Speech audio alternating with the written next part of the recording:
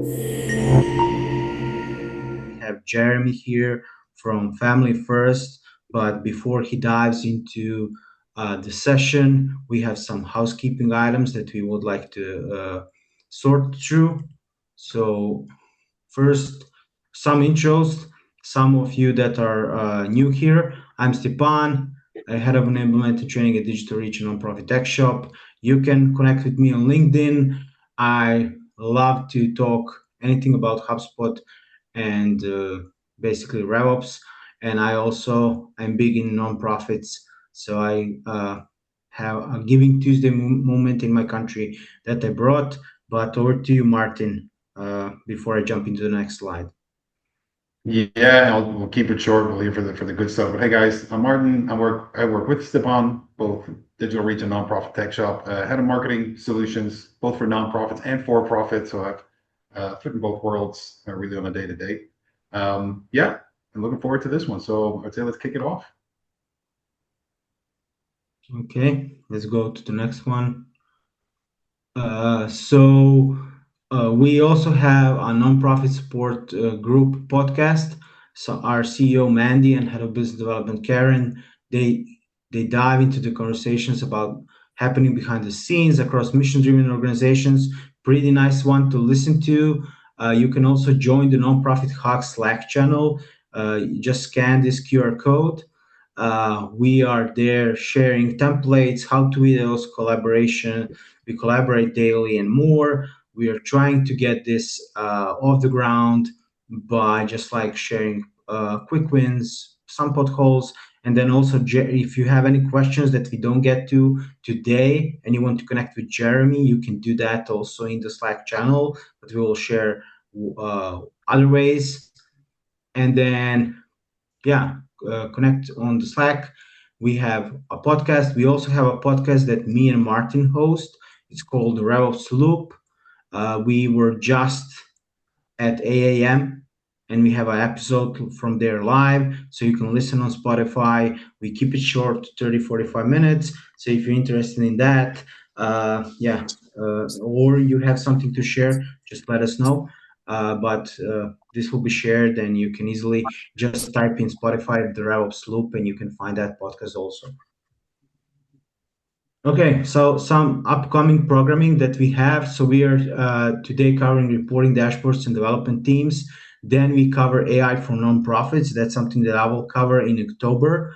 From now to that date, we have an Unbound meetup for nonprofit HubSpot user group at Unbound in Boston on 17th of September. Then Martin also has a talk at Unbound, Rebels for Real, and we have an Unbound happy hour. So if you're going to Unbound in Boston, let us know. We're happy to connect, talk more about anything that you want to talk. We are there for a couple of days and happy to join the meetup and the happy hour. So yeah, let's dig into some other things. If you have, drop questions in the chat.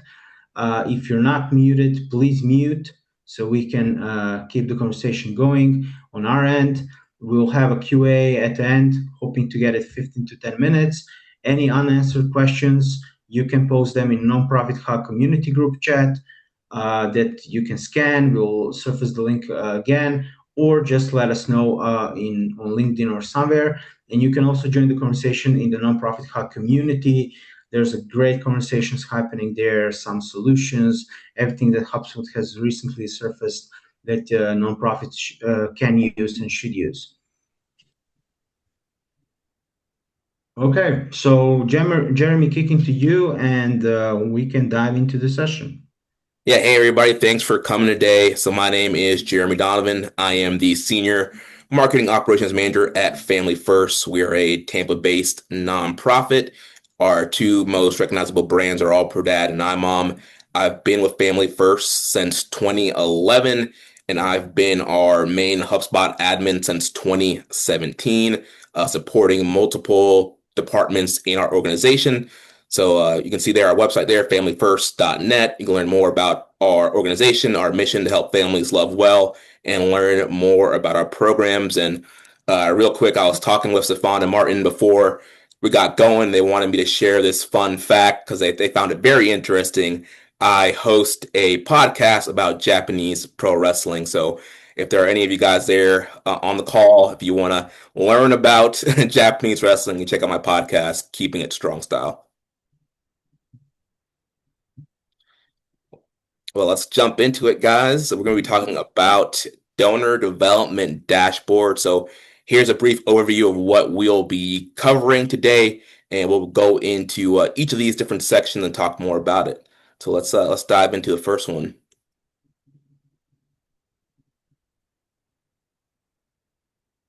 So first up, we're going to be talking about why do dashboards fail development teams? So one of the reasons why dashboards fail development teams is the manual reporting trap.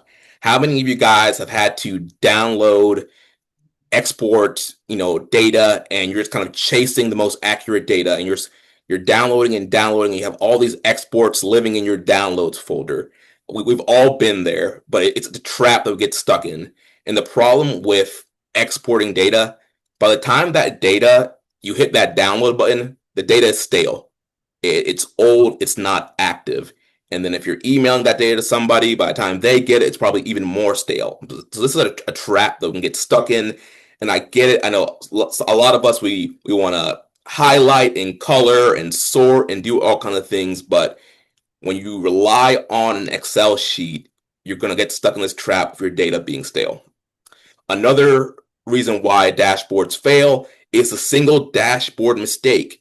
We think that we're trying to keep things simple by making one dashboard that can solve everybody's needs.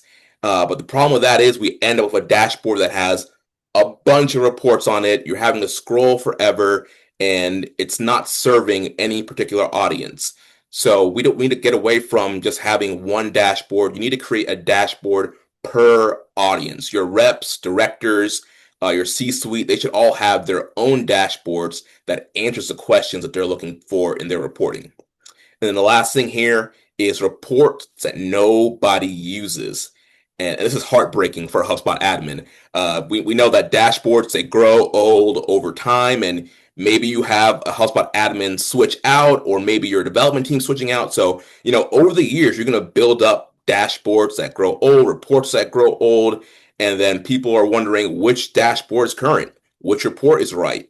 And then you end up with nobody using reports at all. And you spend so much time building those reports, you want people to be able to use them. So yeah, let us know in the chat if you guys are stuck on any of these issues, if you found solves for any of these issues with the dashboards.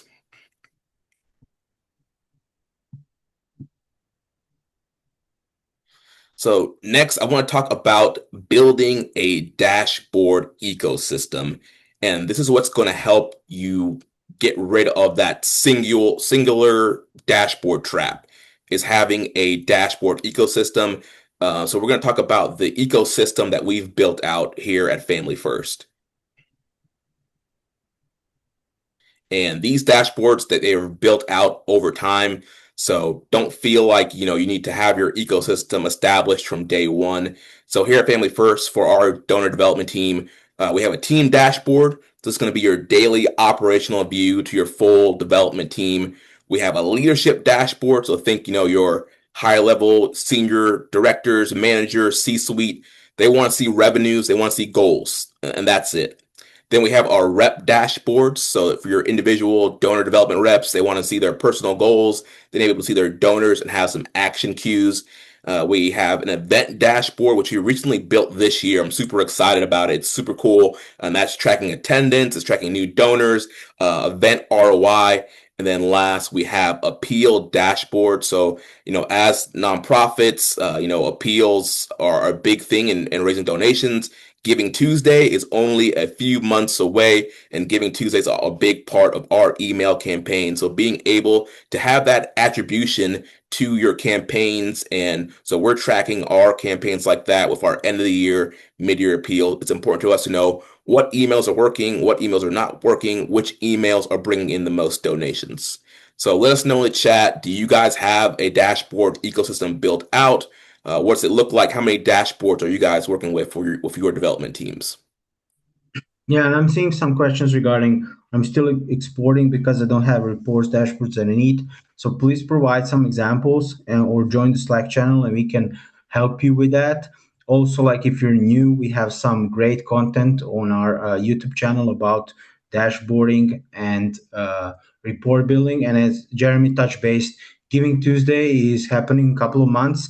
And let us know how you're preparing. We have a checklist how to prepare for Giving Tuesday, especially that we covered in the last year's hug. So happy to surface that if it's needed. But Jeremy, this all sounds pretty great that you have built out. So let's just continue. Yeah, and like Stefan said, I'll be around in the nonprofit hug Slack. So if you have any questions, feel free to reach out to me there and also on LinkedIn. And then one thing before we jump into the team dashboard, Stefan, if you can go back one slide, let's talk about naming conventions and permissions. So I think both of these things are very important when it comes to your dashboards and your reporting. So for us here at Family First, our naming convention, we start off with the team/department prefix. So in this case, it would be dev for our donor development team. And then you would put your reporting category. So you can do like lag goal. And then we have the metric and time period. So you can have donor revenue, quarter to date, and then the dimension or breakdown. So by account owner. So that report name would be dev dash lag goal dash donor revenue quarter to date by account owner. You know exactly what that report is and what it's measuring. We also use the same naming convention for our dashboard. So it would be dev dash team dashboard. And so you know exactly what the dashboard is. You know exactly what reports are living on it. And then the next thing, dashboard permissions. Permissions are going to protect what you are building. And I know it can be very easy when you're building your HubSpot dashboard to do everybody can view and edit. But then the problem with that is you get somebody who's a little bit too curious and they start moving around your dashboard. They start changing filters. They start changing colors. They start adding stuff that you didn't expect. So you definitely want to make sure you have some kind of permission set. I recommend, having it to be anyone can view and only having the admin being able to edit, or maybe you have some people on your admin team, giving them the ability to edit your dashboard and reports. Your team dashboard should be visible to your full development team. Rep dashboard should be visible to the individual rep. And then your leadership dashboard is going to be viewable to your directors and your C-suite. So let us know in the chat, guys, what's your permissions looking like? What's your naming convention? Are you skipping both of these? We'd love to hear what you guys are doing at your organizations. Yeah, put it in the chat pane if yes naming convention, no naming convention, just so you can see what's the spread there. But yeah, thanks for sharing that, Jeremy. And let's go to the next one. Yeah, so now we're going to take a look at what we have on all of our dashboards. And I don't have, actual screenshots or live demos of our dashboard just to protect our donor data and financials. But again, I'll be around in the Slack channel. I'm on LinkedIn. If there's a certain report that I mentioned that you want to talk about, what's the best way to build that, what filters are set up, I'm happy to jump on a call, jump into Slack and talk about that. But first, we're going to talk about our team dashboard and what's inside of that. And the goal for the team dashboard, operational visibility. So first thing that we have on here is goal anchoring. And one of the great things about HubSpot dashboard, you can add external content and you can add text and pictures. And so we use the text widget there to be able to have our goals right next to the charts that are measuring the revenue or whatever the charts are measuring. The goals are right next to them. So you're not having to, go to a different file or, try to figure out, all right, where the goals are. Are we actually hitting the goals? The goals are right there, visible using the text widget. So yeah, no more digging in a separate doc to see if you're on track.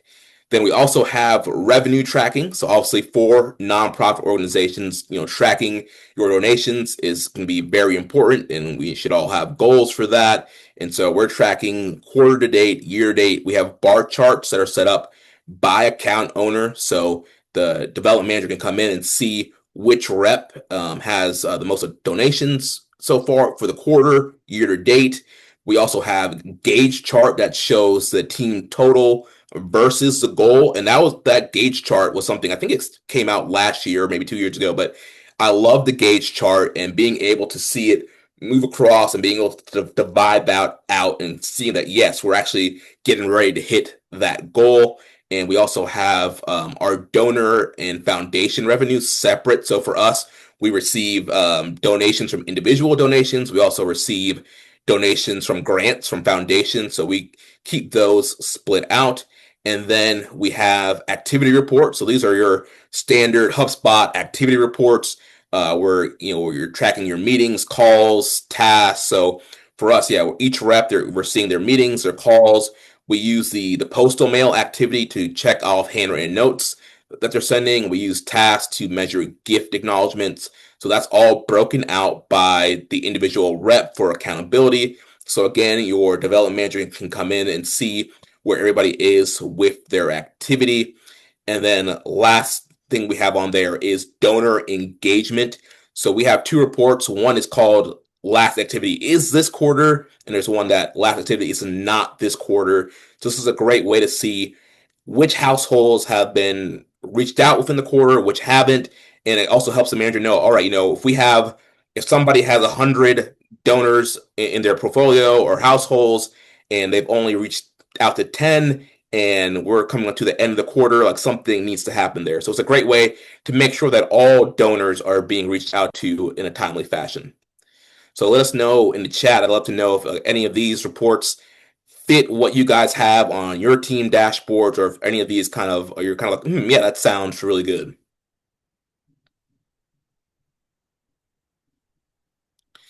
So next, let's talk about the leadership dashboard. And the big key here is going to be less is more. So when you're sending out reports to your C-suite, your high-level directors, they're not wanting to see every single detail. So what you want to include in a leadership dashboard, you want to have your quarter date and year to date donor revenue versus the goal. You want to have that gauge chart. So there's one number that leadership is looking at. You want to have the revenue by account owner and again, the foundation revenue. And then you want to have your individual and team goal text widget. So what you want to leave out meeting counts, activity tag, activity logs, handwritten notes, your household level engagement data, any task tracking, anything that needs more than a 5-minute explanation you do not want living on this leadership dashboard. The goal here should be your leadership team comes to this dashboard and in 30 seconds before a meeting, they can read this dashboard, not have to ask you questions, not have to get another report built, and they can look at it and be like, all right, I got the info I need. So you want to keep these dashboards super simple for your leadership team.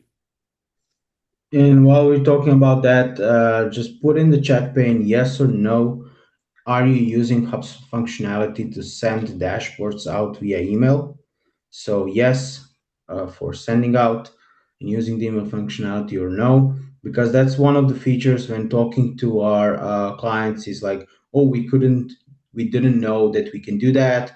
We needed to provide a seat for our C-suite or our leadership team. So just yeah, let us know. And that's something that we touch base when we were talking to Jeremy. He mentioned that he's doing that. So they're able to see the dashboards like weekly or monthly, filter through it. So yeah, let us know in the chat pane. Really interested into that. But let's move on. Yeah, and that email dashboard feature is great. Our CMO here at Family First loves that. She gets a lot of different dashboards across our programs.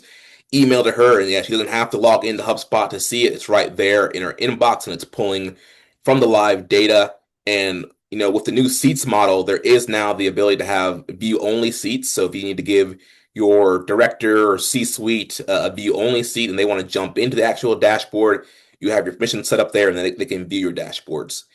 But now let's move into the individual rep dashboard. And so we'll go in here to what's in these rep dashboards. And so this is going to be one of your most impactful builds.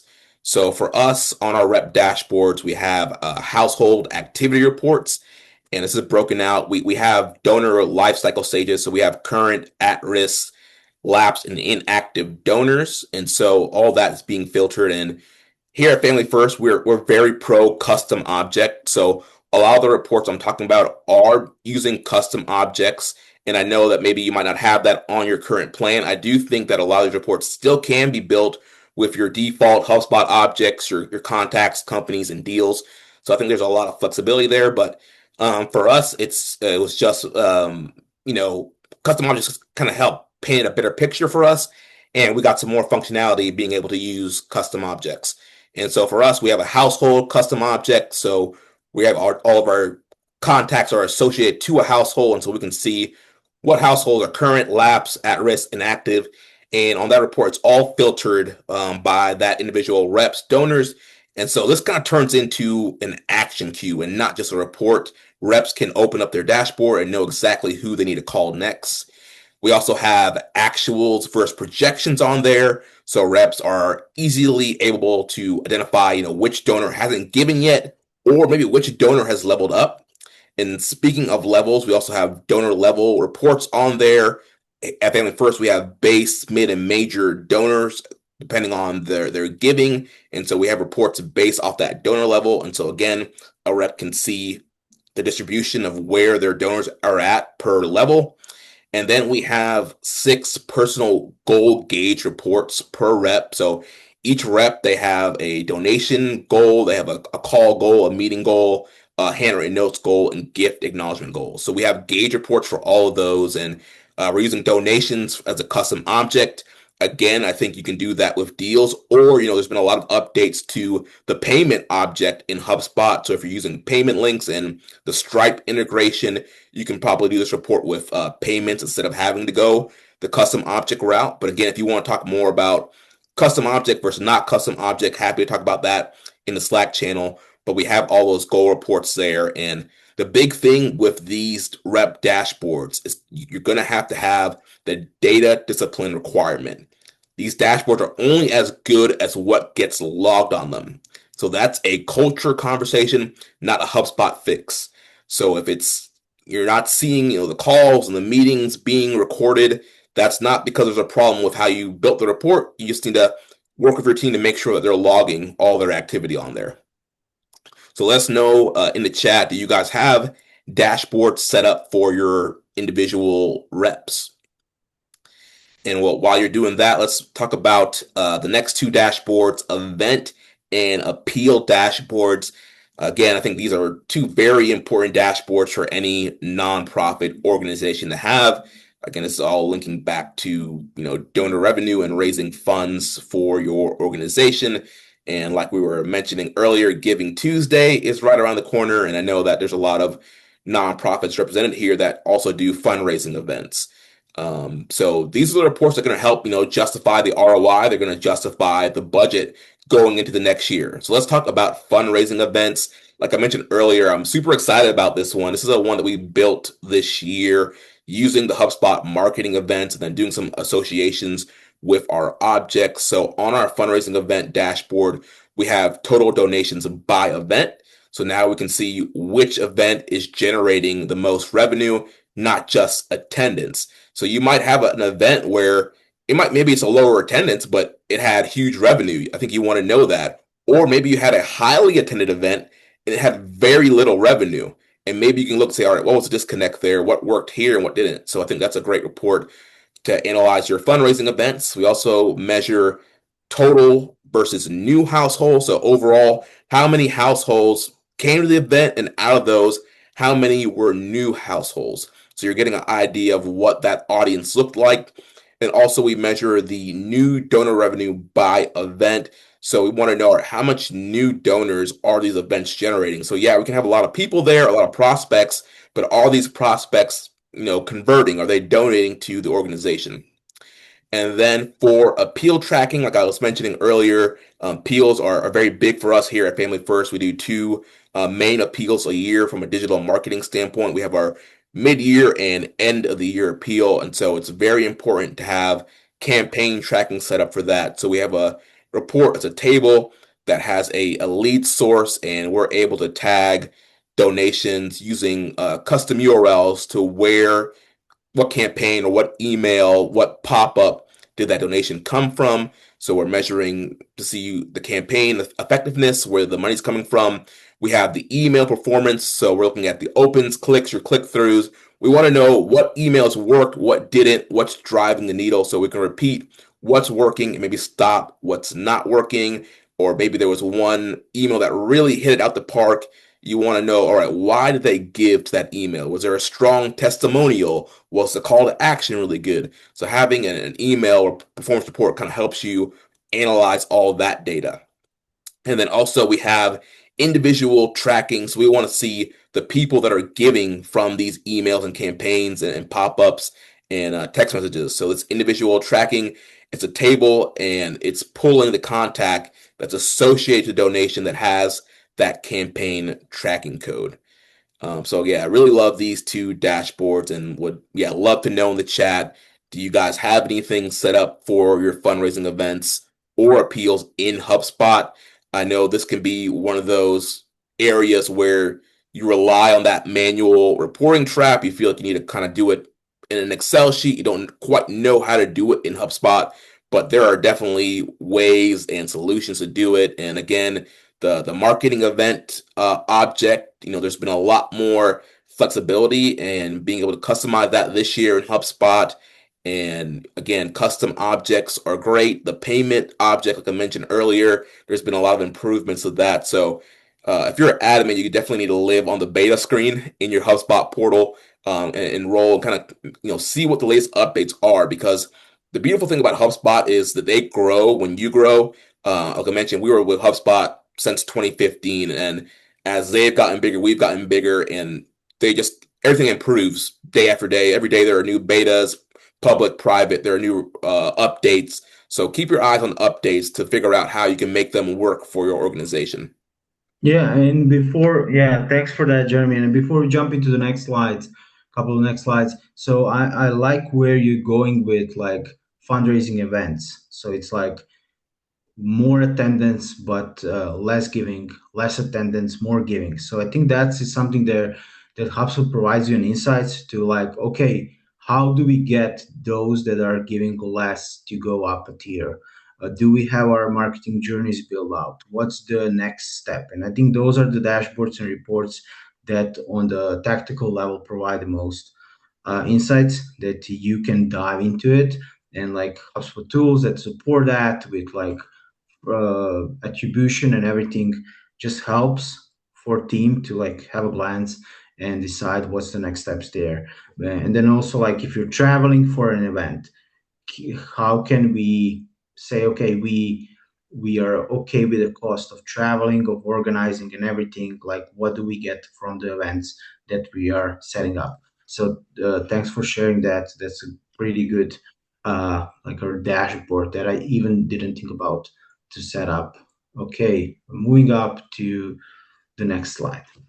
Yeah, so I want to give you guys some practical tips and honest limitations to consider as you're starting to dive in and build out your reports and your dashboards.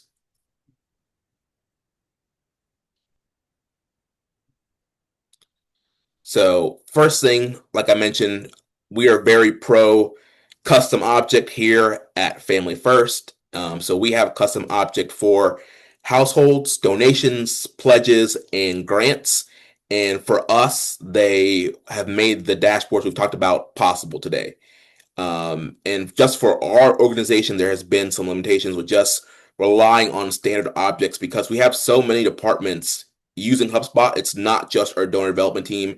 We have several other departments that function within our HubSpot where they're also using deals. They're also using companies. So when you're working with a organization that has multiple departments, it works to have custom objects to help differentiate and kind of have things fit the language of your organization. And I know that, I think there's a certain tier level for custom objects, but I still think that a lot of the reports we talked about today can be achieved using deals, companies, contacts, payments, if you don't have a huge departments that are using HubSpot. But for us, we're on pretty much every hub. We have multiple departments, so being able to use custom objects is just unlocked better, clearer reporting for Family First. Where HubSpot still has gaps, at least in my experience, is just cross object reporting. So that's a little bit of a con of relying on custom objects when you need to kind of pull in a cross object report and doing multiple objects on a report.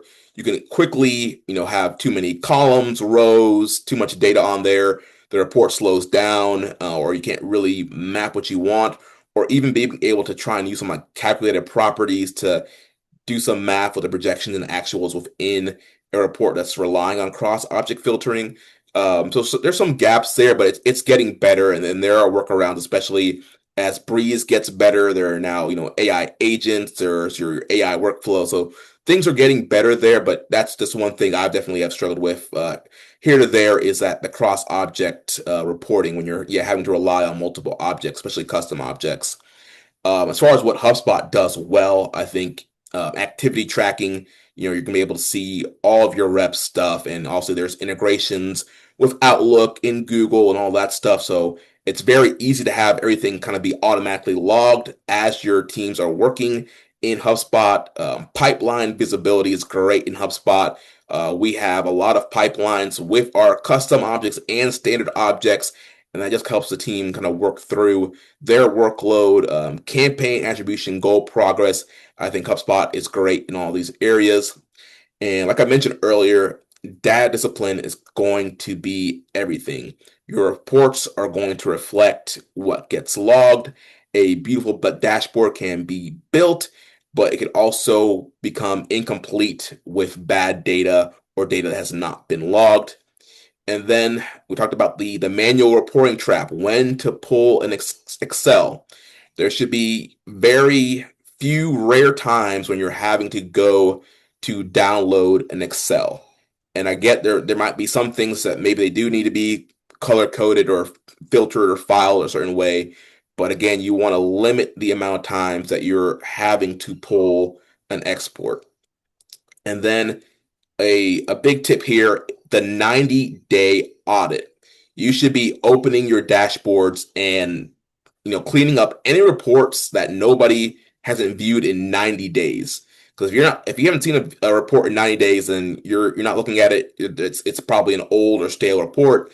So the fewer reports in your library is going to be better. So audit your reports, audit your dashboards, make sure everything's up to date. That's how you avoid that mistake of nobody using reports or dashboards. Because if you're doing that audit every 90 days, you know that everything's current, it's up to date, it's named correctly, permissions are correct. Your team's going to trust what's going on there because they know that you're auditing your dashboards. Yeah, thanks for that, Jeremy. So, just couple of add-ons to when to pull to Excel. So, depending on the hub, if you have maybe a Data Hub Pro account or above, you can pull your data to HubSpot. You don't need to have it in HubSpot. You can just pull it, do some visuals, reporting on it. So that helps if you're not like somebody that wants to import that data, and that also helps with like the cleanliness of the data. And the 90-day audit, all the dashboards have a metric when the dashboard was last seen, who saw it, so you can easily identify that if you're an admin or just like an ordinary user, to see like which dashboards that we need to get rid of, or which dashboards are getting less views, like what can we improve on those dashboards that we get them to actually be beneficial for us.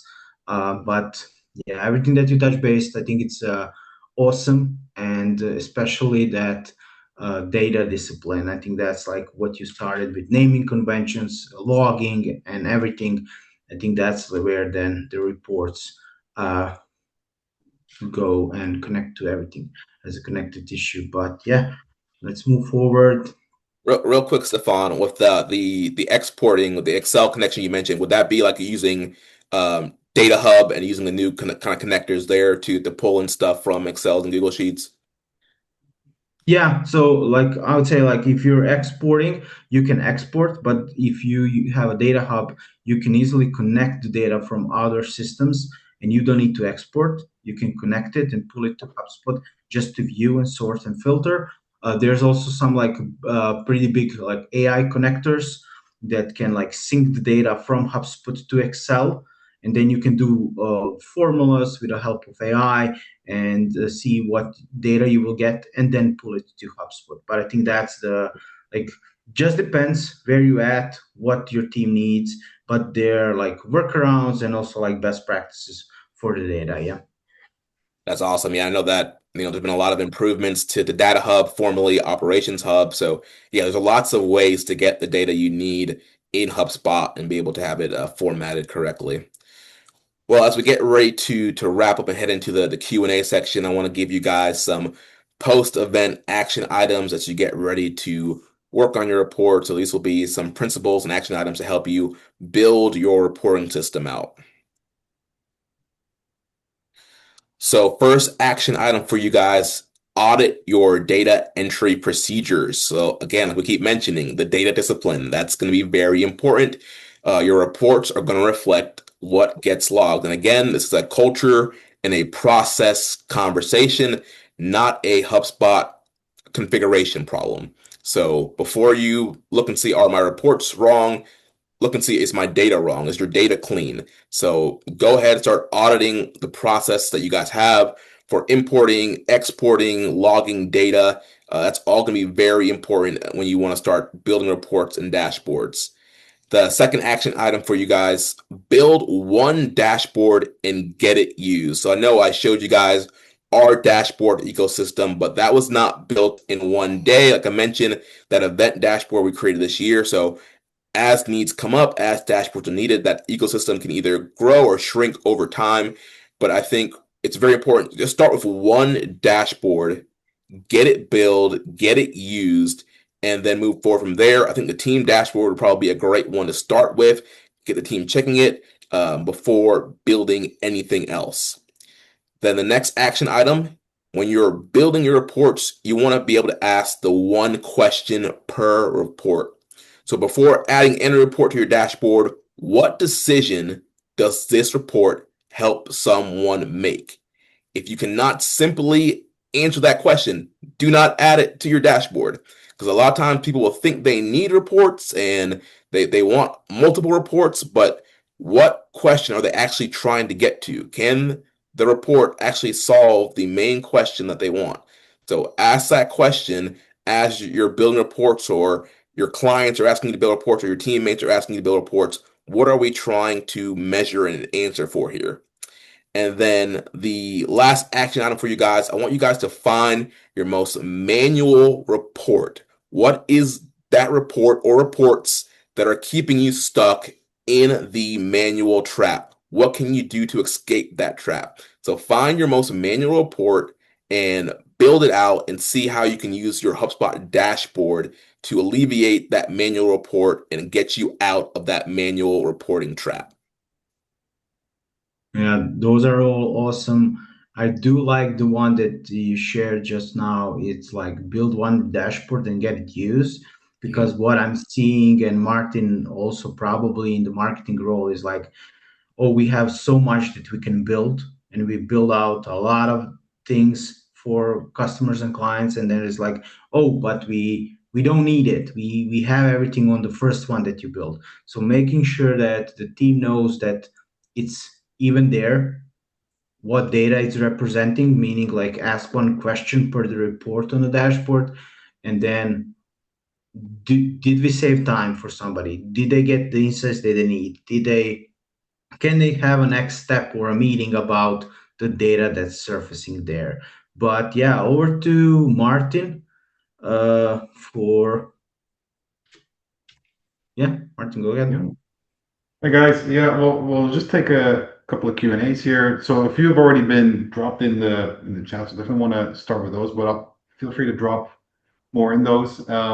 First, Jeremy, maybe this is just a quick one. I'm trying to find the here, but essentially, if some of this can be shared, I see the exact, I forget the exact question. I can't find it now. There's a lot in there, but a lot of the sort of practical examples of these dashboards and reports that we went through, how much of that can we share, and what's the best place to reach out to you and get some practical examples of how you've built some of these out?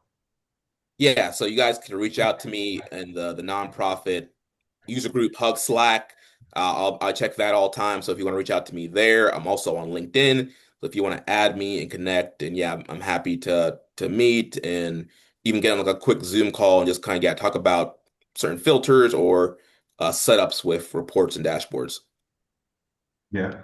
Yeah, and I think on that note, I see a couple people also shared some quite specific use cases of reports that they're needing to pull out of HubSpot in order to get the full data. These are also definitely use cases that, hey, in the Slack, drop them there, reach out to any one of us really, because yeah, we're all reporting nerds in that sense. We like talking about this stuff, so it's fun to dig in. So please feel free to share them there. Um, One that is maybe a bit more specific, and I guess Stepan, Jeremy, either one of you really, but in terms of tracking foundation support in HubSpot, Sarah, there's a question that you had flagged. Is that also something that you currently do? If so, where would that fit in? Yeah, so for us at Family First, we have one of our custom objects is giving organizations, and those are used to track foundations, and then donations that come from those organizations are associated to there. And so with that donation, we're able to know, all right, it came from a giving organization, and we also have some custom properties on donation that we can tag and say what kind of foundation gift it was, and that's how we're currently tracking that in our portal. And if somebody wants to, like Sarah, or somebody wants to get, like, go off mute and maybe like give more context or like ask any other question, please do. This is why we have the Q&A section. I also see Susan asking, how do I get access to this Slack channel? So yeah, just go to the HubSpot User Hub where you registered, and yeah, Martin just surfaced a link. You can easily access it there. If you want, you can even share on your socials, because we do want to build this out. Recently, we crossed 100 members. We want to go as much as we can to support nonprofits. So yeah, but like some other questions, Martin, that you maybe pin down, or we can, or somebody can go unmute and ask something. Yeah, I guess there's a few that are harder to just answer in real time, but I guess just to put on the radar, and I'm going to follow them more up in Slack. But I know there's one question here on the filtering and the filters used on reports and dashboards, and in the thread outlined this a little bit as well of using quick filters, dashboard filters versus report filters. And Stepan, maybe this is maybe one for you. I don't know if you can just sort of, putting on the spot here, but in short, some best practices for report filtering, dashboard filtering, because it is quite useful, proper dashboard filters versus report filters. But my experience, if the dashboard is set up in a specific way, dashboard filters don't always do what you want them to do. So they do need to be treated carefully. But yeah, any hot takes on that? And Stepan, sorry, that was a question for you. I don't think I was very, very clear. Yeah. Okay. Yeah. Yeah. I agree with you 100%. It's just depending like what you have your report set up wise. But like I think if you're like just filtering from like last year, like previous year, I think quick filters is something to use. Also, like it doesn't need to be a dashboard all the time. So if you only, or like specific user is just like going and seeing that data, they can just open as a report. They don't need to have a dashboard open. And then that report can be like, let's say, you can add more stuff to it and like maybe teach that user how they can easily sort and filter and optimize. Also, Jeremy mentioned like talking to the HubSpot Breeze agent, like that's AI that can support you. And like what recently we had like couple, like a client that was like, okay, I can talk to that agent and it will create me a report. It's not ideal, but it's just a start where I can see, okay, now I can do this and this. And I'm also encouraging you to just maybe when you're talking to it, talk a lot about like, okay, how are you building it out? and then you will learn what's possible, how the report can change and shift. So I think that's where I will start. But it's not like it's better to use quick filters versus reporting filters, but just depends of the end user that needs that data immediately. So that's my take there. Yeah, I Putting think that down. that's a great point to bring up because yeah, I've had that issue with teams as well where yeah, maybe the report yeah is set up to a specific filter, but then they're playing around with like the quick filters on the dashboard, and then it ends up changing the whole dashboard and all the reports. Are like, well, why is this not reporting right? It's like, well, you have this dashboard filter on, you need to take that off. So again, that kind of goes back Yeah. to your permissions and does everybody need to have permissions to edit filters, or if there are certain people that do need to edit filters, kind of teaching them the difference between the dashboard filters, the quick filters, and the individual report filters. Also, Stefan, I love that you mentioned Breeze because Breeze is getting better every day. If you guys are sleeping on Breeze, you need to wake up. It's a great tool. It's right there for you. And just being able to ask Breeze in real time to build you something, whether yeah, it's a report or a workflow, it's getting so much better. It has the context of your portal. So yeah, even if you're stuck on yeah, how do I actually build report? Yeah, ask Breeze. It will walk you through step by step, or it'll build it for you. Yeah, yeah, 100%. See, Sarah mentioned Breeze also. One thing to note is like it will answer uh, depending on the data cleanliness.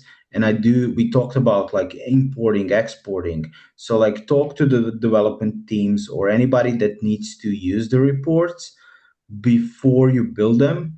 And I guarantee you will uncover if there's something that maybe is impacting the reporting numbers. Maybe an import here or there. Maybe like an app that you forgot that's connected to HubSpot that's like changing some data. So just like going backwards, reverse engineering stuff. I know Martin knows a lot about that, like building a lot of marketing reports, attribution, and everything. So that's very impactful, but it should be, yeah, just like a conversation. Yeah. Yeah, and I'm glad you mentioned Um, import and export too. I think having permissions around that as well, because all it takes is one bad import to totally mess your portal up. So for us, we have it locked down right now to our HubSpot team is the only one that's importing data into the CRM. So again, if you're a HubSpot admin or you're working with a client, you might want to consider, yeah, even the permissions of who's being able to put data in and out of your CRM to make sure your reports are accurate. yeah, for sure. Okay, shifting gears a little, there's one, I guess, a bit more of a specific question, and Jeremy, curious to see how you report on this. Is this part of, again, your dashboard setup, and so where does this fit in? It has to do with retention rates. So how would you report on retention rates? Perhaps again, looking at the dashboard structure, where does that fit in? A bit of an open question, but how would you report on that? Yeah, so that goes back to like our donor life cycles. So we have current at risk or lapse. So for us, an at risk donor is somebody who hasn't given in the last year. So that's kind of like the first flag there of like, all right, we might not retain this donor. He might not give again. And so again, on those team dashboards and the rep dashboards, they can see all their donors who are at risk compared to who's current. And then we also have a household pipeline where it's an at-risk pipeline. So as soon as a household hits that at-risk level, it goes in that pipeline. It sends a notification Yeah. to that donor rep, and so they're saying, hey, this person is now at risk. Reach out, and it's now on their radar to go through the outreach process, connect with this person, and prevent them from becoming lapsed or inactive. Yeah. I have a Yeah. So you're question. essentially going in one step. Oh, sorry. Go ahead. Yeah, I'm sorry. I couldn't figure. We use Teams, so I couldn't find a way to raise my hand. So I wanted to like manually Oh, raise I my hand. get you. Jeremy, thanks for sharing that. On our dashboard, we're having a problem with the actual calculation, right? So we have a list. We created that just a summary label, if you will, membership of a list, and that list is all the individuals that donated last year. And then we have a second membership list this year. And then it's like, that's how we essentially determine if one is not on the other, right? Then we know that person wasn't retained. So we calculate retention is the number of people who donated last year that also donated this year. And then we divide one from the other, and that's our retention rate. And we do that as a percentage of the number of donors. And we also do it as a percentage of revenue, right? And so what we're having to do in HubSpot right now is take our two numbers, like let's say we had 200 donors this year, 100 donor, and only 100 of them donated. We're literally doing an image on our dashboard where we're doing the manual calculation of 50%, which is not what our renewal rate was. It was 39.7. But anyway, to get it on the dashboard. So that's kind of where that question comes: is is HubSpot able to do that calculation? Yeah, I think there might be some calculated reports that you can look into that might help with that. Also, sometimes it can be tricky with reports when you're relying on list segmentation to build a report. So I would see if there was a way to build out the report just kind of using the contact filters, or and maybe even doing a bar chart where you have it showing like this year, this versus last year, and it's reporting off of that donation date. That might help you get there.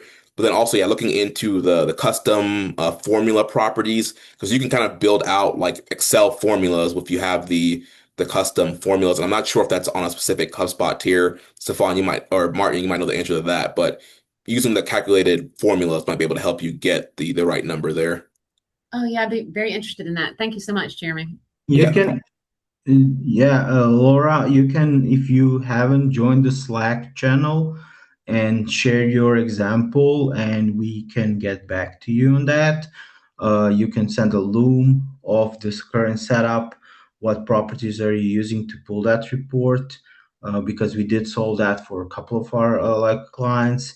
So yeah, you can send it via DM or LinkedIn, whatever your preference, and Loom. And I think calculation properties plus good data architecture can get you the report that you said. Thank you. Okay, great. That's why we're here. So anybody else? Any questions? Martin, did you see I think or miss? not seeing anything else in the chat. No, a couple minutes. So if anyone has anything, I would say either raise the hand, or if you can't find it, like me as well, just unmute.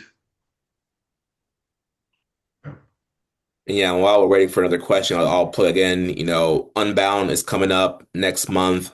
Like the guys mentioned, there's going to be a lot of nonprofit user group events at Unbound. So I'm planning on being at the meetup, planning on being at Martin's session. I know the happy hour is coming up. So I would love to meet you guys in person. It's so great when you can meet other nonprofit HubSpot users in person, share ideas. I met a lot of nonprofit users last year. I know Sarah is on the call here. I met with her at one of the brain date sessions that they had there, and you were able to meet with a lot of people, and I got a lot of ideas, and I shared my ideas. So I love this community. I love that we're having these hugs and we can get together and share ideas and just elevate each other. Love it. Yeah, 100%. Couldn't agree more.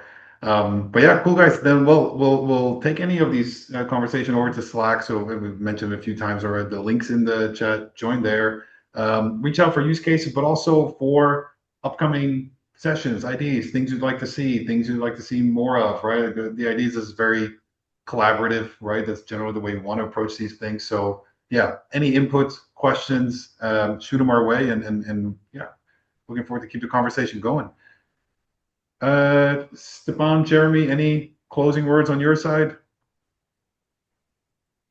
Well, I just don't thank have. you for giving me the opportunity to come on here and share what we're doing at Family First and what I've been building in our portal. Again, I'll be in the Slack channel if anybody wants to reach out, has any questions. I'm on LinkedIn if you're going to reach out to me there as well. And so, hopefully you guys will have me again. And I love hanging out with Stefan and Martine, and I love this community that you guys are building. Well, thanks a lot, and thanks a lot for joining, Jeremy, and sharing all the insights from like how you're actually doing this day to day. That's yeah, that's always the best. Awesome. All right, guys. Well, we'll close it out here for today. Looking forward to see you all in the next one, and yeah, we'll follow up with a lot of you in the channel. Hope you have a good rest of the day. See you guys. Bye, everybody. Thank you. See